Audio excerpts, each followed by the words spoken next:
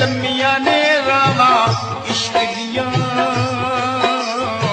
दर्द जिगर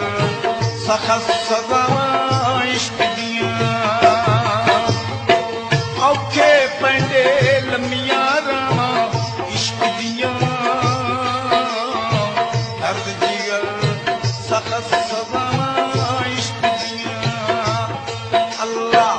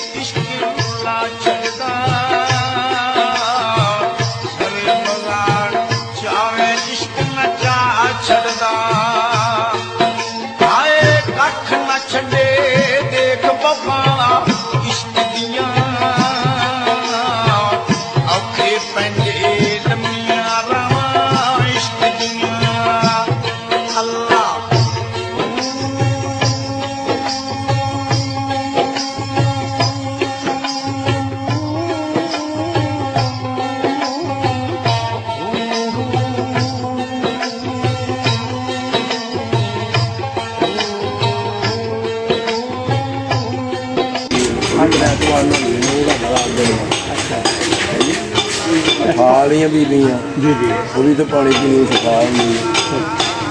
माशाल्लाह क्यों बादशाह ने 1000 रुपये किया जी जी जगह रसूल जब ला दिया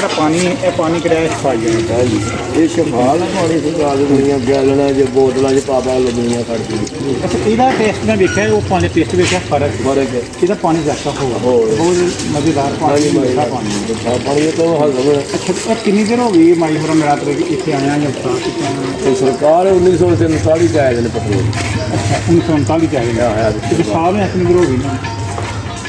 1956 ਚ ਪਰਦਾ ਕੀਤਾ ਜੀ 2 ਸਾਲ ਘੱਟ 70 ਸਾਲ ਹੋ ਗਏ 70 ਸਾਲ ਹੋ ਗਏ ਤੇ ਖੂਹ ਇਹਨਾਂ ਨੇ ਹਜ਼ਾਰ ਜ਼ਿੰਦਗੀ ਵਿੱਚ ਸਰਕਾਰ ਨੇ ਆਪੀ ਕੋਲ ਬੈਗ ਲਵਾਇਆ ਇਹਨਾਂ ਮਾਈ ਹੋਰਾਂ ਬਾਈ ਸਾਹਿਬ ਮਾਸ਼ਾਅੱਲਾ ਮਾਈ ਅੱਛਾ ਇਹ ਇੱਥੇ ਵੀ ਮੇਰਾ ਕੋਲ ਲਵਾਇਆ ਸੀ ਮਸਜਿਦ ਵੀ ਕੋਲ ਲਵਾਇਆ ਉਹ ਮਸਜਿਦ ਵੀ ਆਈ ਉਹਨਾਂ ਖਤਮ ਕਰ ਛੜਿਆ ਅੱਛਾ ਇੱਥੇ ਮਹਿਫਿਲ ਸਮਾਂ ਹੁੰਦੀ ਹੈ ਇੱਥੇ ਮੈਂ ਫਿਰ ਮਾਂ ਦੀ ਫਲਾਣਾ ਉਰਸ थोड़ी सी कितनी देर पे ਮੈਨੂੰ ਤਾਂ ਕੋਈ 40 ਸਾਲ ਹੋ ਜਾਣਾ कैसा सोच किया कैसे कैसे लोग आए कैसे बड़े बड़े अजीब तो अजीब जी होंगे ने बड़े बड़े साहब नेक लोग होंगे एडे अच्छे लोग एडे क्या बात जी मैं इस तसरूर शहर के खड़ा हाँ इस टाइम माई अल्लाह रखी साहब निगार उत्ते पिछले मुलाकात की इन्होंने नाल आके मेरा गड्डी सी रहिंदे ने मैंने दस्या गया ठोस वकत है इतने लोग पानी पीते हैं वो खैरयाब होंगे ने शफायाब पानी मीठा पानी है अगर तुम तसरूर शहर तुम आओ तो तुम इस मदार की जियारत करो तो बहुत अच्छे लोग हैं माशाअल्लाह इज्जतमंद लोग रेंदे ने ते बहुत खूबसूरत माहौल बनया इसका माहौल है